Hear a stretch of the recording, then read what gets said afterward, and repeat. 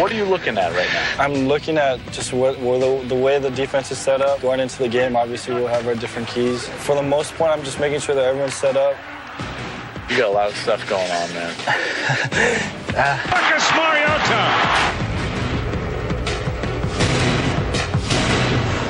Usually there's a lot of consternation about a new head coach coming in with a young quarterback, but you see this as fairly seamless transition-wise. I do, and a lot of that is because their support staff, you know, everybody from the strength coach to the training room, everybody that these players and Marcus Mariota are seeing around the campus are the same.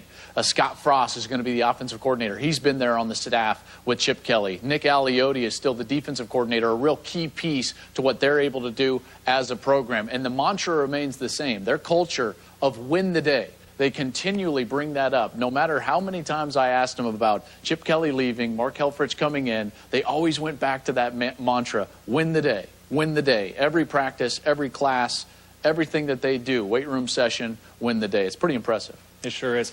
In talking to my friends up there in Oregon, they truly believe that with the loss of Michael Clay and Kiko Alonso, that if their linebackers can be average this year, just average, they're going to have the best defense they have ever had. Their D-line is as deep as it's ever been with Eric Armstead in there. The secondary, as you mentioned earlier, is off the charts.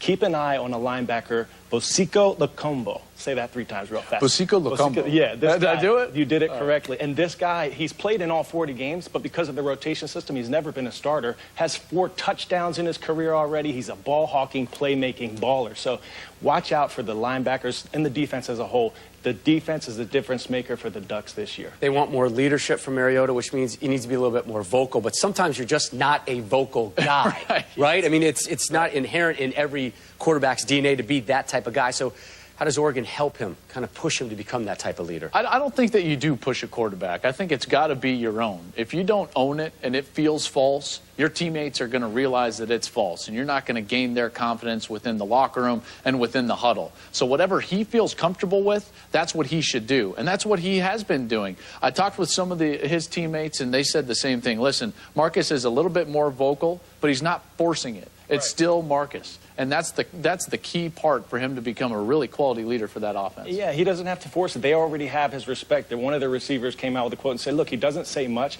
but when he talks, we listen. You know, everyone walks to the beat of their own drum. I love his style, that humble, that humility is refreshing, right? It's good to see that in a leader of a football team. You going E.F. Hutton on me.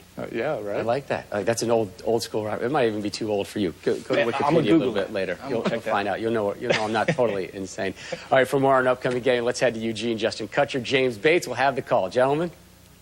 Thanks, guys. Well, here in Eugene, the big story is obviously the new sheriff in town, the head coach, Mark Helfrich. Chip Kelly is out. But, James, across the country, this Oregon team is known for their offense, and they have 2 of the most exciting players in all the country. Well, another guy that is out is Kenyon Barner, so they've got to replace him, and Anthony Thomas is a pretty good replacement. Every 8.5 times he touches the football, Justin, he scores a touchdown. But he's not that Barner every down big back. He won't carry it 30 times, so it'll be interesting to see how they use him in this offense. Well, he can't carry the ball 30 times, but he's got a quarterback who can run, who can throw, and Marcus Mariota. Don't they ever? They call this the NASCAR offense, so it's kind of like Days of Thunder, right? That makes him Tom Cruise, baby, the star of the show. But he doesn't act like a superstar. We've seen all summer long all these stories across the college football landscape of these other superstars, these other quarterbacks, what they've done off of the football field. It sure seems when you listen to these coaches and the teammates of his that he's been in there working, getting ready. I can't wait to see what he does for an encore. Well, the Ducks are ranked number 3 coming into this season. They take on Nicholls, who returns 22 starters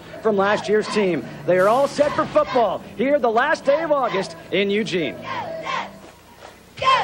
And kickoff from Eugene coming up close. It's going to be the first head coaching game for that man, Mark Helfrich, the former offensive coordinator for the Ducks, now the man in charge, wearing all that great Nike gear.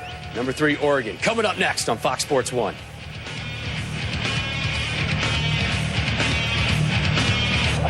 No, the Ducks are rolling. What I want to see from them this game, they're a severely undermatched opponent here, but I want to see that they don't shoot themselves in the foot. If they're going to take that next step, and if they're going to beat a physical, tough, smart Stanford football team, they have to be smart themselves. They were the 4th most penalized team in the nation last year, almost 8 per game. They have all the tools, all the weapons. They can't beat themselves. 2 of the most successful coaches ever to start careers in the Pac-12 Conference, David Shaw and Chip Kelly. Each of them in their first 2 seasons won 10 games. Those are the only 2 coaches to ever do so in that conference. And now Mark Helfrich has the reins at Oregon, and it's going to be more of the same. Look for the same tempo, and look for Mariota to have a sensational season. Love that kid. Good. We talked about this a couple days ago. This is kind of like, if in NFL terms, there should be a preseason game for Oregon. Try out some guys, roll some things out. Remember, they're at Virginia next week, then home to Tennessee and California. So the schedule will get a little bit meatier. Soon.